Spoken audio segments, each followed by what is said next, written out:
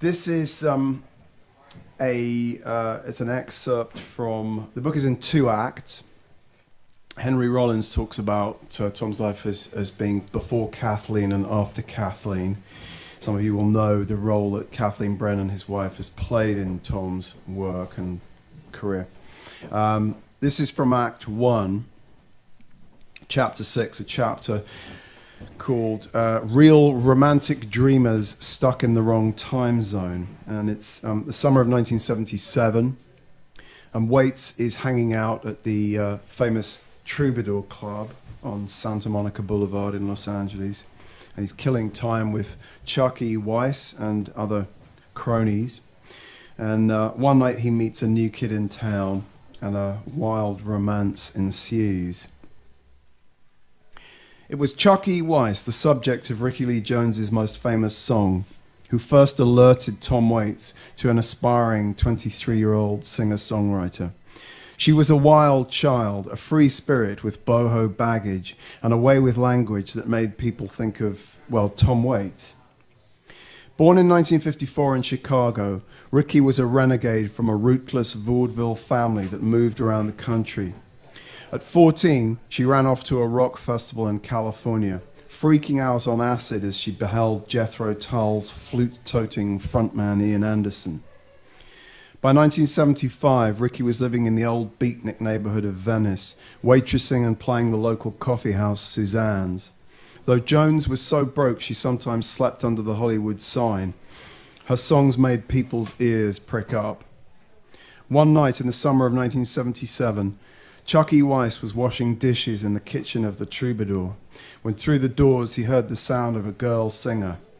Weiss watched Jones sing 2 numbers and was knocked out. Waits first spoke to Jones outside the club on a late summer evening. The first time I saw Rickie Lee, she reminded me of Jane Mansfield, he said in 1979. I thought she was extremely attractive, which is to say that my first reactions were rather primitive. Primeval, even. When he finally saw her perform, he was even more turned on. Her style on stage was appealing and arousing, he said, sort of like that of a sexy white spade. By the end of It's not my term, it's his. By the end of 1977, Waits and Jones were an item, lubricated by booze and a shared love of jazz, the beats, and West Side Story. The relationship quickly became passionate. She was drinking a lot then, and I was too, so we drank together, Waits said. You can learn a lot about a woman by getting smashed with her. Waits and Jones not only drank together, they drank and drugged with Chucky Weiss. The 3 friends ran amok in West Hollywood, gate-crashing parties and fashioning a parallel world that was equal parts Charles Bukowski and hipster comic Lord Buckley. It seems sometimes like we're real romantic dreamers who got stuck in the wrong time zone, Jones told Rolling Stone. So we cling. We love each other very much. Jones's songs combined the influences of Laura Nyro and Van Morrison with that of Waits himself. When he heard her Easy Money, he must have known it was part mimicry of his own street portraiture. I always tend to become whomever I'm involved with, Jones admitted in 2004. And so I think I took on his swaggering masculinity. It was a good coat to wear, a good thing to hide behind.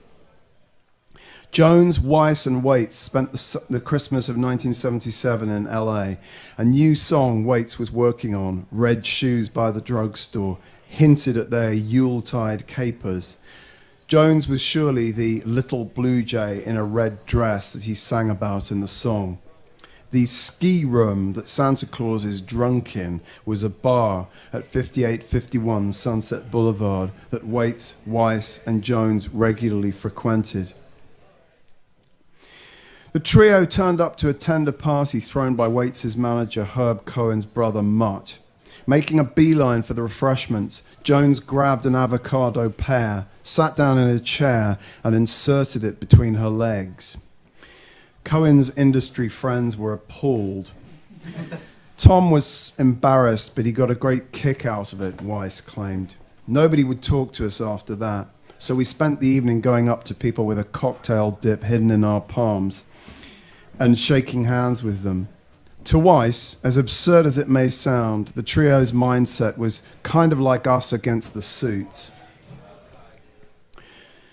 When Jones showed up at the cover shoot for Waits' album Blue Valentine in early September 1978, she was flying high on the news that she'd been signed to Warner Brothers by the label's head of A&R, Lenny Waronker. Using photographer Elliot Gilbert, Waits staged the shoot in a 24-hour gas station.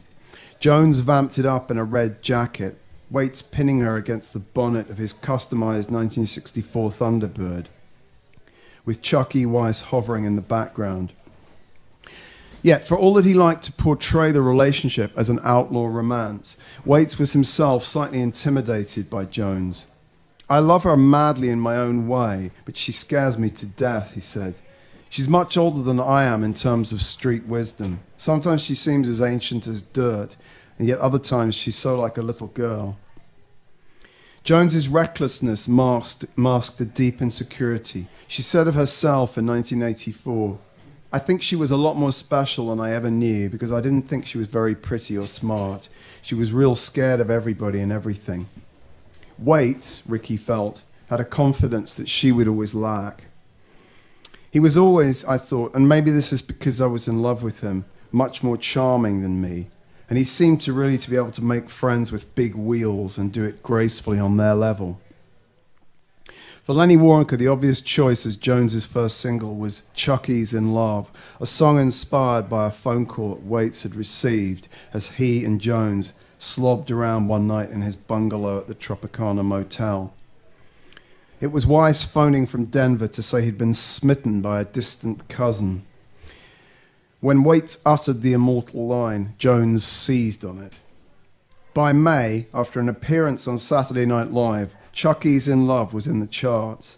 By early July, it was at number 4, well on the way to becoming the sassy boho classic it is, and the beret-sporting, cigarillo-toting Jones, who'd only dared to dream of the cult acclaim accorded her boyfriend, was almost a household name.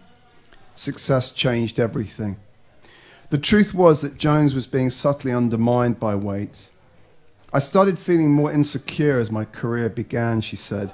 "Maybe it's the influence of other people who were more dominant without naming names." Eclipsed by the attention she was getting, Waits was unsure how to deal with it. And as he withdrew emotionally from her, she fell into the consoling arms of heroin. Tom didn't have as much recognition as Rickie Lee had, and he'd been around much longer, Chuck E. Weiss said. "It was the same with me. I had a bit of envy for what she achieved too, but she couldn't handle it, man." For all the craziness he projects, Tom's a fairly normal guy, says his friend Paul Bodie, another troubadour stalwart. That whole sort of jazz junkie life was never his thing, and I think it might have freaked him out. There were moments of danger that certainly did freak out the suburban middle-class boy. "I found myself in some places I can't believe I made it out of alive," he confessed years later. People with heavy drug problems, people who carried guns everywhere they went, who always had a gun. The fact that Jones was now a star made little difference to her drug intake. She has said that she was a heroin addict for 2 years, that it was a subsequent 6 months of cocaine abuse that ultimately brought her to her knees. Being with Waits, a man all too familiar with the effects of drugs on jazz musicians, would only have made her shame greater. Flying with Jones to London in late August 1979, Waits was at her side as she played dates in Edinburgh, Amsterdam, Manchester, Birmingham and London. Before a show at the capital's Dominion Theatre, Jones was photographed clinging to Waits like a little girl on her father's lap. But Waits knew the relationship wasn't healthy. Within weeks of returning home, he had broken up with her.